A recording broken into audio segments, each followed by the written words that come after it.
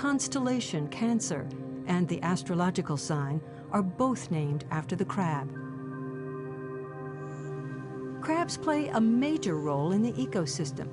They impact oysters, a keystone species, which, as UGA professor Jeb Byers explains, are necessary for the survival of entire habitats. So each individual oyster is filtering liters of water per day, and so you can imagine that collectively these oysters are filtering and cleaning a large portion of the water that's out here in the estuaries.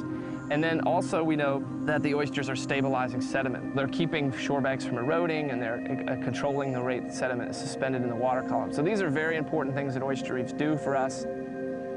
Byers is studying the relationship between oysters and crabs because crabs are a very important part of oyster survival.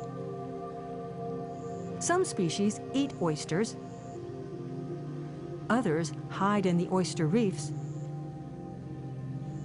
while blue crabs eat the crabs that eat the oysters. I just remembered now, we have our mud crabs down here. Oh, cool. So this is the crab that we've taken out of the oyster shell. Well, one of the species in particular we needed to get out of there, and these are mud crabs, and these are larger ones. And you can pick these up, usually they won't pinch you too bad. What does that mean? Take a smaller one. Here we go, I'll get you one. Ah.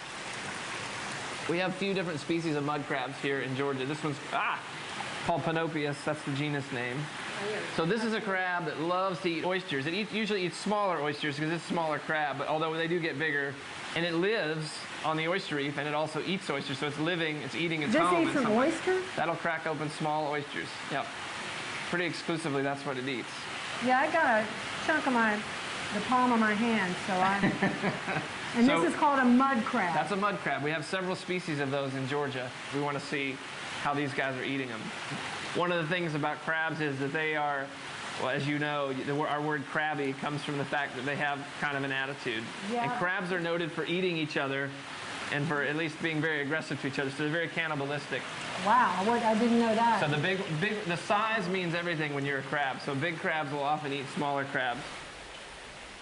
This is all prep work for a big day tomorrow. I'll rinse them off a bit.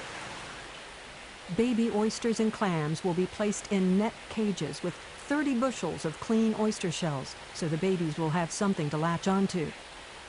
We will leave before daybreak to set up an experiment that determines what impact crabs and other coastal critters may have on the health of oyster reefs and subsequently our estuaries. Wow, it's heavy. So what are you going to do with this? So these are our oyster spat. They've been epoxied on here onto a numbered tile, so we know the sizes of all of these.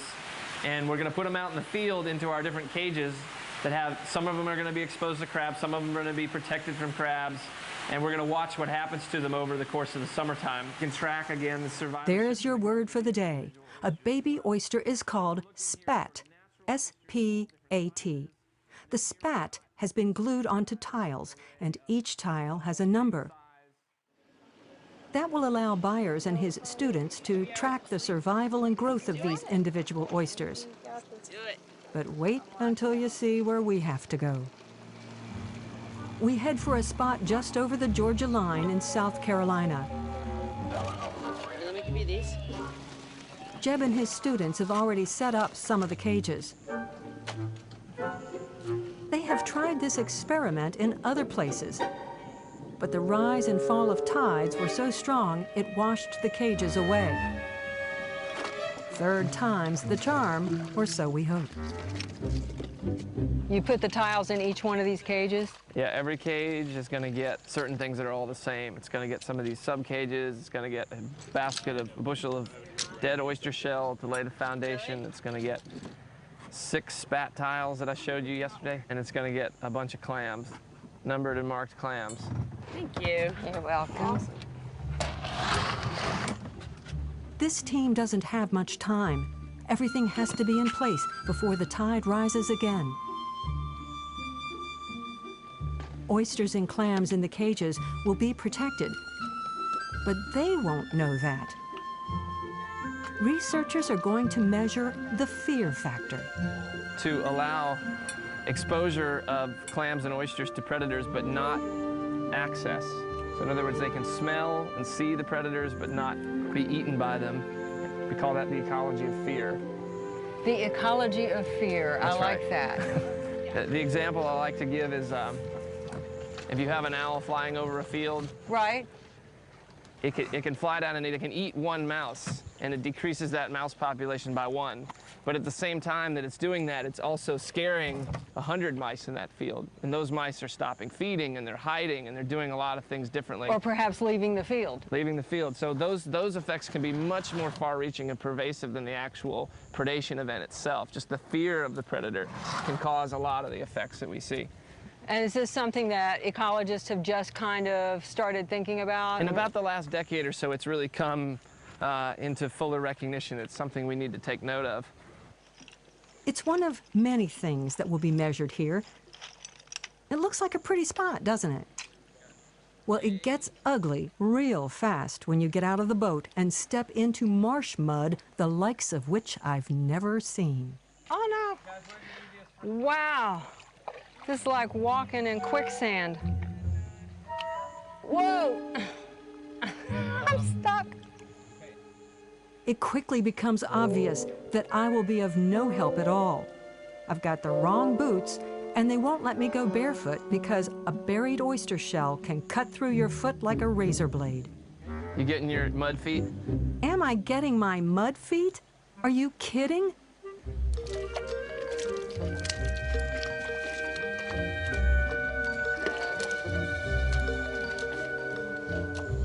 No one else is moving fast in this stuff.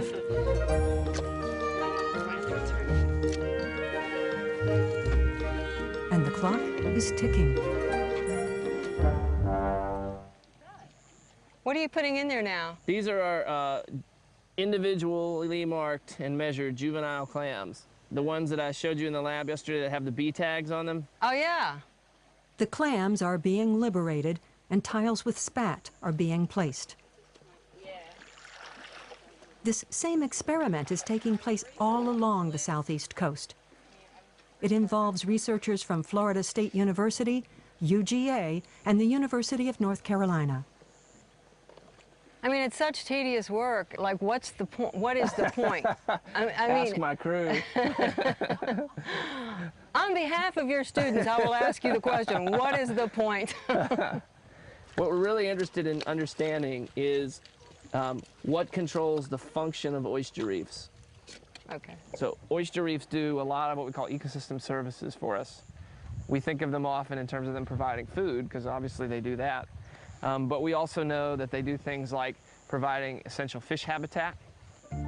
Perhaps even more importantly, they help balance the excess nitrogen from things like fertilizers. They do this when they filter water through their bodies. With so many oyster reefs in decline, scientists are trying to figure out why and reverse the trend. How do the crabs play into all of this? There are certain crabs, like mud crabs, which love to eat oysters, and when they're crawling all over a reef, they're both eating the oysters and they also might be scaring the oysters, that ecology of fear we talked about, and making them behave differently. They want to know how the oyster-crab relationship varies throughout the southeast, and how different predator combinations might control the health of marshes and estuaries. Right, the first 3 cages have all been clammed. Not bad. I can make it there.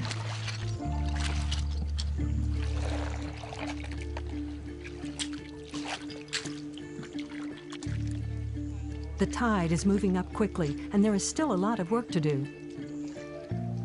One more. This one right here? Mhm. Thanks. So 76 is going in ABC. The cages have to be sealed.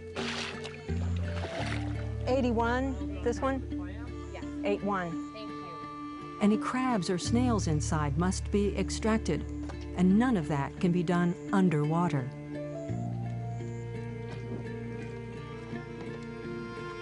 It's close, but the work gets done.